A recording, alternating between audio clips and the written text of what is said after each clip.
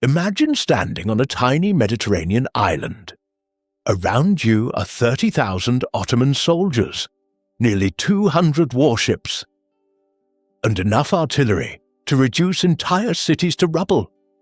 Opposing them are barely 6,000 defenders, trapped behind crumbling stone walls.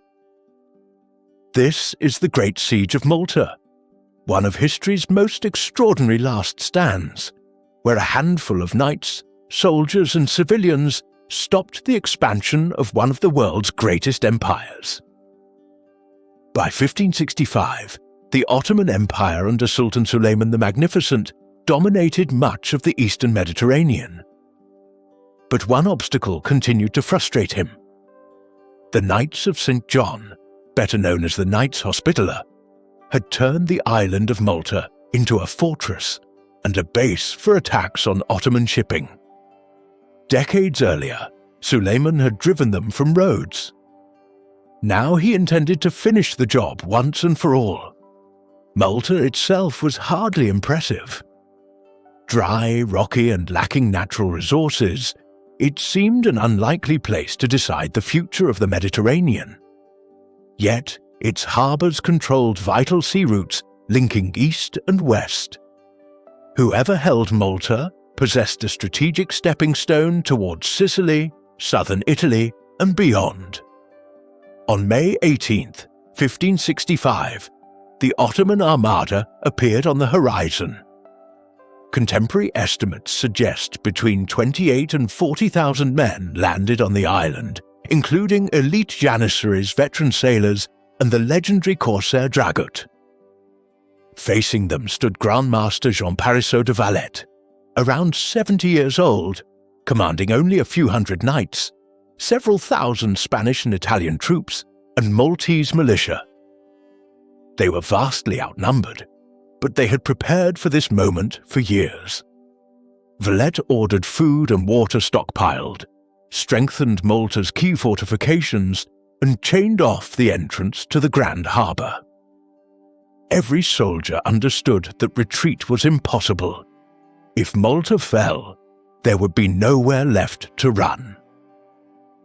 The Ottomans began with Fort St. Elmo, a small fortress guarding the harbour entrance. They expected victory within days. Instead, the defenders refused to surrender. Day after day, thousands of cannonballs smashed into the walls. Assault followed assault. Each time the attackers climbed the shattered ramparts, they were met by desperate resistance. The defenders knew they were unlikely to survive, yet they continued fighting, because every hour they delayed the Ottomans bought precious time for the rest of the island. The battle became even more dramatic when Dragut himself was struck by flying stone and metal during the bombardment. His death dealt a serious blow to Ottoman morale. After more than a month of relentless fighting, Fort St. Elmo finally fell. Almost every defender inside had been killed, yet the Ottomans had paid an enormous price, losing thousands of experienced troops and, perhaps more importantly, the most valuable resource in siege warfare: time. Now the real battle began. The Ottoman army advanced against the twin fortified towns of Birgu and Senglea, where Valette personally directed the defence. Cannon fire shook the walls day and night. Mines exploded beneath the fortifications, while defenders dug countermines underground. Combat often became hand-to-hand, fought with swords, pikes, and whatever weapons remained. One of the siege's most remarkable moments came during an Ottoman attempt to storm Senglea by sea under the cover of darkness. Hidden cannons suddenly opened fire at point-blank range, destroying boats before they could reach the shore. The surprise attack collapsed almost instantly. Inside the city, conditions grew increasingly desperate. Food became scarce. Fresh water was limited. Hospitals overflowed with wounded defenders. Disease spread rapidly, and exhaustion affected everyone, yet surrender never came. Valette himself reportedly fought alongside his men on the walls, despite his age and repeated injuries. His determination became a symbol of resistance for both the knights and the Maltese people. As the weeks dragged into September, hope rested on one desperate possibility: reinforcements from Sicily. Again and again, they were delayed by uncertainty, weather, and political caution. Malta stood alone. Then at last, the long-awaited Great Relief arrived. Fresh Spanish and Italian troops landed on the island on September 7th.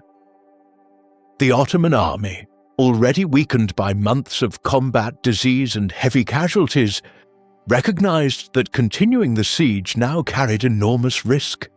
Within days, the invasion force withdrew, ending nearly 4 months of brutal fighting. The Great Siege of Malta was over. The cost had been staggering. Tens of thousands of men had died or been wounded, although the exact numbers remain debated by historians. Entire garrisons had been wiped out, and much of Malta lay in ruins. Yet the consequences reached far beyond the island itself. The Ottoman Empire failed to secure the forward base it needed to dominate the Western Mediterranean. The victory also became a powerful symbol that Ottoman expansion was not unstoppable, paving the way for future resistance that would culminate 6 years later at the Battle of Lepanto. For the Knights of St. John, the siege became their defining achievement. Grand Master Jean Parisot de Valette later founded a new fortified city overlooking the Grand Harbour. It still bears his name today, Valette, the capital of Malta. The Great Siege remains one of history's greatest examples of determination overcoming overwhelming odds. On a barren island surrounded by enemies, a small force refused to surrender, and in doing so, changed the course of Mediterranean history.